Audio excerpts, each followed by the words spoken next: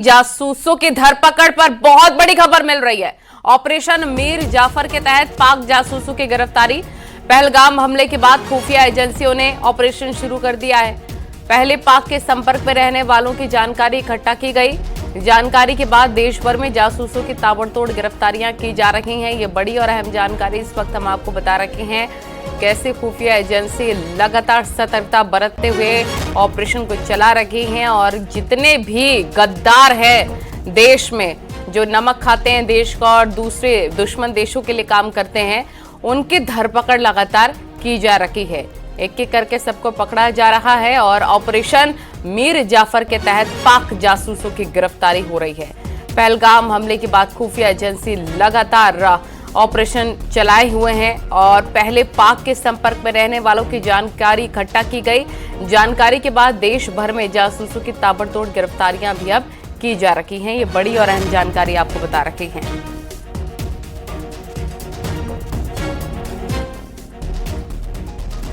और पंजाब के मलेरकोटला से गिरफ्तार गजाला और यामीन मोहम्मद से पूछताछ में बड़ा खुलासा हुआ है। आईएसआई एजेंट दानिश अब तक पकड़े गए सभी जासूसों का मास्टरमाइंड है, जिसके कहने पर ही यामीन मोहम्मद ने गजाला को जासूसी के लिए तैयार किया था। गजाला और यामीन के मोबाइल से बहुत ही सेंसिटिव जानकारी पुलिस के हाथ लगी है। यामीन के जरिए ही गजाला को आईएसआई एजेंट दानिश पैसा भेजा करता था।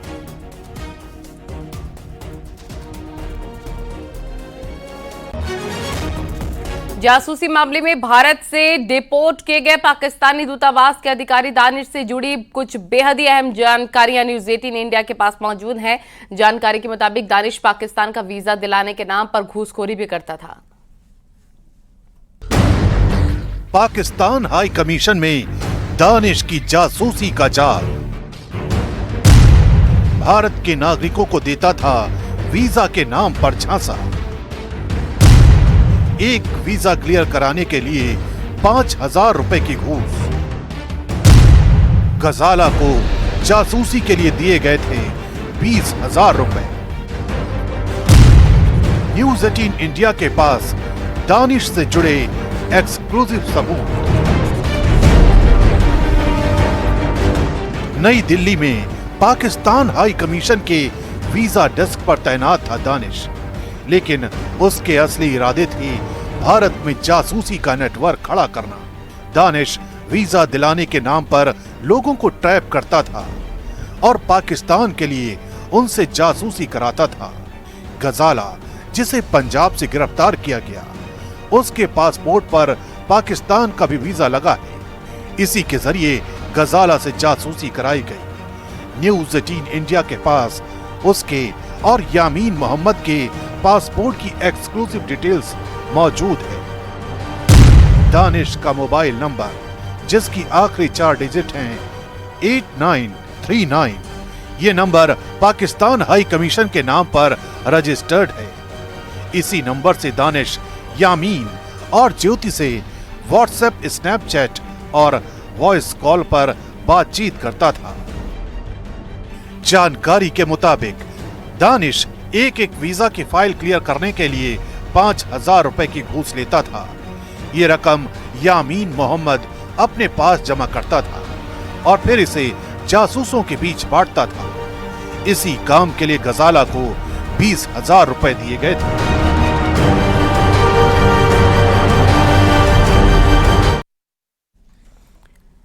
तो देखिए, जासूसी के आरोप में गिरफ्तार गजाला ने जांच एजेंसियों के सामने कई चौंकाने वाले खुलासे किए हैं। पति की मौत के बाद आर्थिक तंगी में जी रही गजाला कैसे पाकिस्तान हाई कमीशन तक पहुंची, दानिश से उसकी कैसे मुलाकात हुई है, कैसे उसकी जिंदगी एक जाल में फंसती चली गई, इस रिपोर्ट में आपको दिखाते हैं।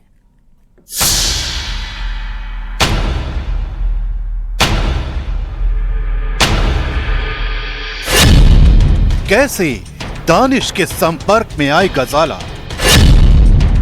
कैसे आईएसआई का मोहरा बन गई गजाला।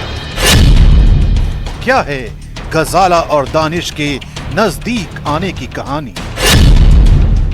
क्या है भारतीय सेना से जुड़ी जासूसी का सच।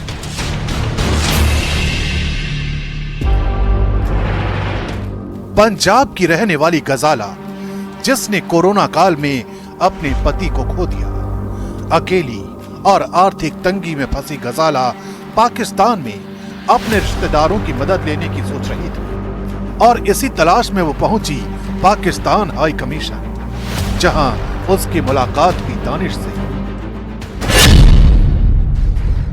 जानकारी के मुताबिक गजाला फरवरी और फिर मार्च में 2 बार दूतावास गई। वीजा डेस्क पर तैनात दानिश ने उससे बातचीत शुरू की, मोबाइल नंबर लिया और बाद में फोन करके दोबारा बुलाया।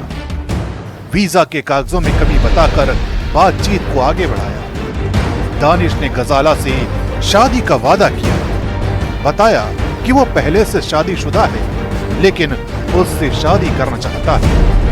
उसने गजाला को यामीन के जरिए 20,000 रुपए दिलवाए। फिर खाने पीने, घूमने और शॉपिंग के QR कोड भेजकर गजाला से ही UPI पेमेंट करवाता रहा।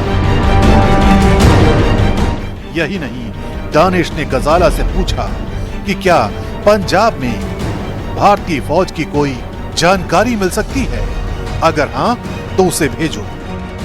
यही वो पल था जब निजी रिश्ता एक खतरनाक मिशन में बदल गया, भारत के खिलाफ जासूसी के मिशन।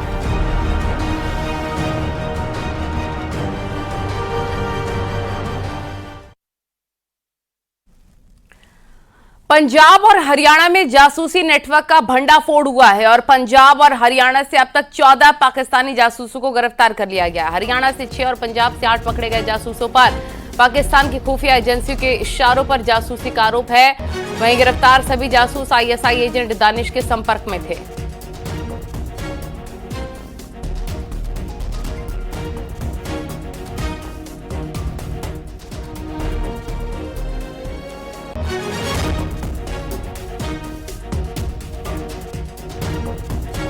और आपको बताएं कि जासूस ज्योति मल्होत्रा से सुरक्षा एजेंसियों की लगातार पूछताछ जारी है। खुफिया और जांच एजेंसियों ने ज्योति से 100 से ज्यादा अहम सवाल पूछे हैं और जासूस ज्योति से उसकी विदेशी यात्राओं, पाकिस्तानी दोस्तों और पाकिस्तान में बैठे उसके हैंडलर को लेकर सवाल जवाब किया गया। जांच एजेंसियों ने ज्योति से ये भी पूछा कि उसने अब तक पाकिस्तान को कौन कौन से फोटो और जानकारी मुहैया कराई है।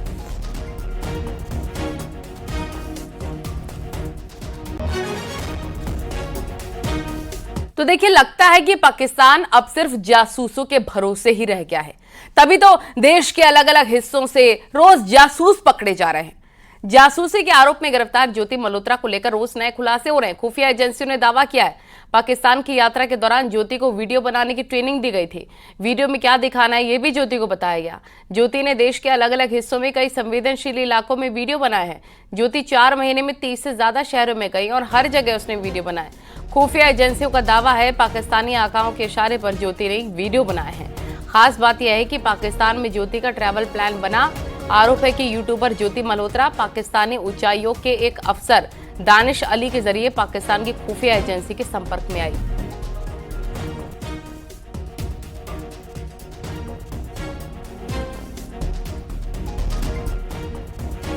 तो न्यूज 18 के पास मौजूद खुफिया जानकारी के मुताबिक ज्योति मल्होत्रा को उसकी पाकिस्तान यात्रा के दौरान बाकायदा वीडियो बनाने की ट्रेनिंग दी गई थी। ना सिर्फ उसे ये बताया गया कि वीडियो में क्या दिखाना है, बल्कि कौन सा कैमरा इस्तेमाल करना है, इसकी जानकारी भी दी गई। न्यूज 18 इंडिया के पास मौजूद जानकारी के मुताबिक यूट्यूबर ज्योति मल्होत्रा को उसकी पाकिस्तान यात्रा के दौरान बाकायदा वीडियो बनाने की ट्रेनिंग दी गई थी। यही नहीं, किस जगह कौन सा कैमरा इस्तेमाल करना है, ये भी ज्योति को उसके पाकिस्तानी आकाओं ने ही बताया था। ज्योति खुफिया जानकारी जुटाकर 3 तरीकों से पाकिस्तान तक पहुंचाती थी। पहला तरीका था वीडियो ब्लॉग, जिसकी ड्यूरेशन औसतन आधे घंटे की होती थी, जिसमें वो संवेदनशील जगहों को तफसील से दिखाती थी। दूसरा तरीका था शॉर्ट्स यानी छोटे वीडियो, जिनकी ड्यूरेशन 1 मिनट की होती थी। तीसरा तरीका था लाइव चैट, जिसमें ज्योति के पाकिस्तानी फैंस उससे लोकेशन के बारे में लाइव सवाल पूछते थे। बताया जा रहा है कि ज्योति जो कैमरा इस्तेमाल करती थी वो सेल्फी मोड में नहीं होता था। वीडियो इस तरह शूट किया जाता था कि पीछे की लिखावट यानी बोर्ड या दीवार पर जो लिखा हुआ है वो साफ तौर पर समझ में आ जाए। तो पिछले 4 से 5 महीने में ही ज्योति मल्होत्रा ने 30 से ज्यादा भारतीय शहरों की यात्रा की थी, या यूं कहें रेकी की थी, जहां पर उसने सबसे संवेदनशील इलाकों की वीडियो बनाकर सोशल मीडिया में पोस्ट किए थे। और अब सुरक्षा एजेंसियां इन सभी वीडियोस की जांच कर रही है।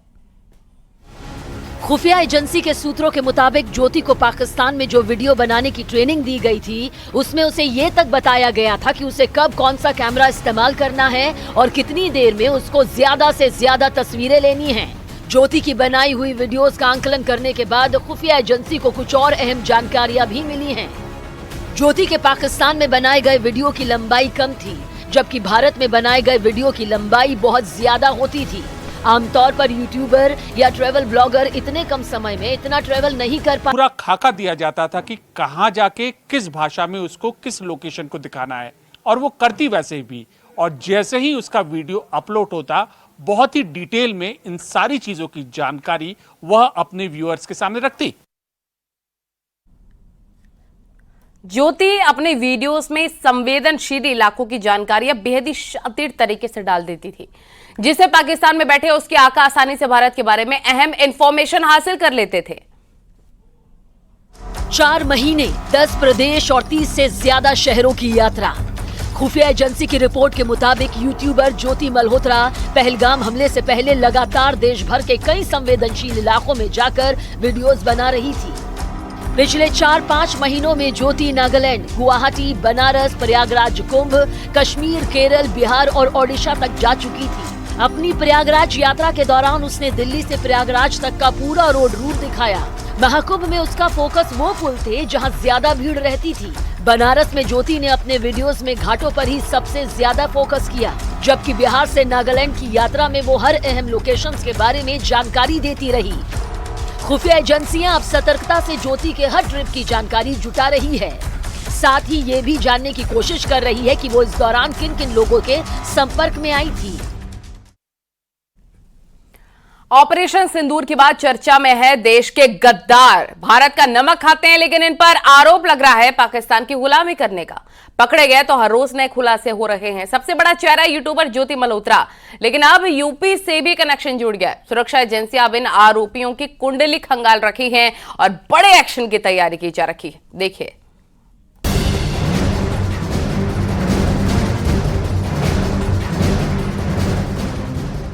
कहते हैं घर के बाहर के दुश्मन से ज्यादा खतरनाक वो दुश्मन होते हैं जो घर के अंदर ही छिपे होते हैं। पंजाब से लेकर हरियाणा और उत्तर प्रदेश तक ऐसे ही दुश्मनों की तलाश हो रही है जो पाकिस्तान से यारी और देश से गद्दारी कर रहे थे। कुछ आरोपियों की गिरफ्तारी हुई है। ज्योति मल्होत्रा, यामीन, नोमान इलाही, अरमान, देविंदर सिंह, गजाला और शहजाद जो यूपी का है। इनमें सबसे बड़ा चेहरा है यूट्यूबर ज्योति मल्होत्रा का। ज्योति पर जासूसी का आरोप है। उसके कई वीडियोस वायरल हो रहे हैं, जिसमें वो दिल्ली में पाकिस्तान हाई कमीशन में पार्टी अटेंड करती दिख रही है, तो किसी वीडियो में वो लाहौर की सैर करती नजर आ रही है। पाकिस्तान में कई हाई प्रोफाइल लोगों से उसकी मुलाकात से उसके संपर्क में होने के बाद वो एजेंसियों के रडार पर आई। इसी तरह हरियाणा के नूह में जासूसी नेटवर्क का पर्दाफाश हुआ है। जासूसी के आरोप में हरियाणा पुलिस और केंद्रीय जांच एजेंसियों ने नूह से एक और आरोपी तारीफ को गिरफ्तार किया है। पाकिस्तान जाने के बाद तीसरी बार फिर मैं वहां से जब आया ना, आने के बाद फिर उसके जब मेरे पास बाद में कॉल आई, फिर उसने कहा कि अब तो है जो सिम से काम नहीं चलेगा, आपको वीज़ा नहीं लगेगा तेरा। जब मैं वीज़ा के लिए गया तो अब तो कुछ हमारे लिए कुछ करना पड़ेगा और उसके लिए हम तुझे लाखों रुपया देंगे, जहाँ भेजेंगे वहाँ जा सकता है। अब मैंने वहाँ तो उनके सामने हाँ भर ली। फिर ठीक है, जैसे कहा कि मैं वहाँ चला जाऊँगा। उसने कहा कि सिरसा जाना है और एयरफोर्स से जो उसके बारे में उसकी फ़ोटो वीडियो कुछ हमें देनी पड़ेगी। मैं कि ठीक है। फिर मैं वहाँ से आ गया। आने के बाद मैं घर आ गया। इन सभी जासूसों पर आरोप तो अलग अलग हैं, लेकिन इन सब का कनेक्शन पाकिस्तानी उच्चायोग के एहसान उर रहीम उर्फ दानिश से है। पाकिस्तान के लिए जासूसी करने वाली यूट्यूबर ज्योति मल्होत्रा की जांच जैसे जैसे आगे बढ़ रही है, वैसे वैसे कई बातों से पर्दा उठ रहा है। Bureau report, news 18, UP Uttarakhand.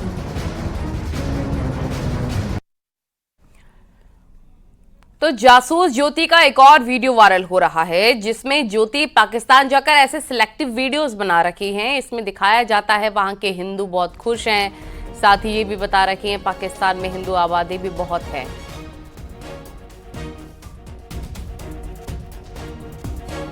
ये देख सकते हैं आप तस्वीरें, कैसे जासूसी की जा रखी है और ये बताया जा रहा है इस वीडियो के माध्यम से कि पाकिस्तान में हिंदू बहुत खुश हैं। हिंदू मंदिरों में ज्योति मल्होत्रा पहुंची, वहां के हिंदुओं से बातचीत की और एक नैरेटिव सेट करने का काम उनके वीडियो के माध्यम से किया गया है। जासूसी के आरोप में पकड़े संदिग्धों पर बड़ा खुलासा हो रहा है और इन लोगों ने न सिर्फ सेना के मूवमेंट से जुड़ी जानकारी दुश्मन देश से साझा की, पाकिस्तानी खुफिया एजेंसी आईएसआई के संपर्क में थे। तस्करी से लेकर भारत के सिम कार्ड देने के व्हाट्सएप एक्टिवेट करने का भी आरोप लगा है। तो देखिए गद्दार कौन कौन है ये भी हम आपको बता देते हैं। गद्दार नंबर 1 है ज्योति मल्होत्रा, दानिश को सैन्य गतिविधियों की जानकारी वो दे रही थी। दूसरे नंबर पर गजाला आर्मी मूवमेंट की जानकारी देता था। और गद्दार नंबर अगर 3 की बात करें तो उसका नाम है यामीन मोहम्मद। इस पर आरोप है दानिश को आर्मी मूवमेंट की जानकारी भेजना। इसी के साथ गद्दार नंबर 4 है देवेंद्र सिंह, आरोप है पटियाला कैंट का वीडियो और संवेदनशील जानकारी दानिश को भेजना। गद्दार नंबर 5 कौन है देखिए, गद्दार नंबर 5 का नाम भी आपको दिखा देते हैं, वो है अरमान। इस पर आरोप है दानिश को भारतीय सिम दिया है, व्हाट्सएप एक्टिवेट किया है। अब गद्दार नंबर 6 है नोमान इलाही, ऑपरेशन सिंदूर के दौरान पाकिस्तानी हैंडलर के संपर्क में था। गद्दार नंबर 7 का नाम है शहजाद, भारत पाकिस्तान सीमा पर तस्करी का आरोप है इस पर। और इसी प्रकार से गद्दार नंबर 8 है तारीफ, इस पर आरोप है पाकिस्तान के लिए जासूसी करने का। गद्दार नंबर 9 सुखप्रीत सिंह, आरोप है सेना के मूवमेंट की जानकारी देना। और गद्दार नंबर 10 करणबीर सिंह, आरोप है सेना के मूवमेंट की जानकारी आईएसआई को देना।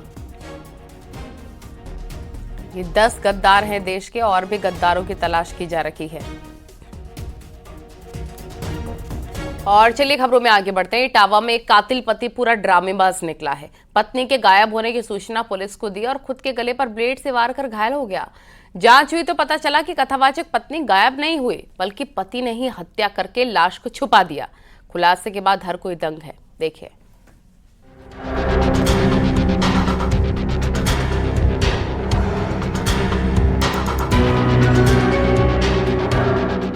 इटावा जिले के उसराहार इलाके के मोहरी गांव में सचिन नाम के एक शख्स ने अपनी कथावाचक बीवी की घर के अंदर गला घोंटकर हत्या कर दी और खुद अपना गला काट लिया। आरोप है कि सचिन के संबंध किसी और महिला से थे, जिसके चलते सचिन और उसकी कथावाचक बीवी के बीच आए दिन विवाद होता था। सचिन ने बीवी की हत्या के बाद पुलिस को गुमराह करने के लिए नाटक भी रचा। खुद की हत्या के प्रयास का आरोप लगाते हुए अपना भी गला काट लिया। घर वालों ने भी इसमें सचिन का साथ दिया और आरोप लगाया कि पत्नी बबली ही सचिन का गला काटकर फरार हो गई है। पुलिस ने फौरी तौर पर परिजनों की बातों पर यकीन करते हुए सचिन को ही पीड़ित माना। सैफई मेडिकल यूनिवर्सिटी में इलाज के लिए भर्ती करा दिया। लेकिन पुलिस ने जब इस मसले की गहनता से जांच शुरू की तो कहानी कुछ और ही निकलकर सामने आई। एक सूचना दी थी कि उसकी पत्नी ने उसके ऊपर हमला किया है, जिससे वो घायल हुआ। उसके गले पे चोट का निशान था।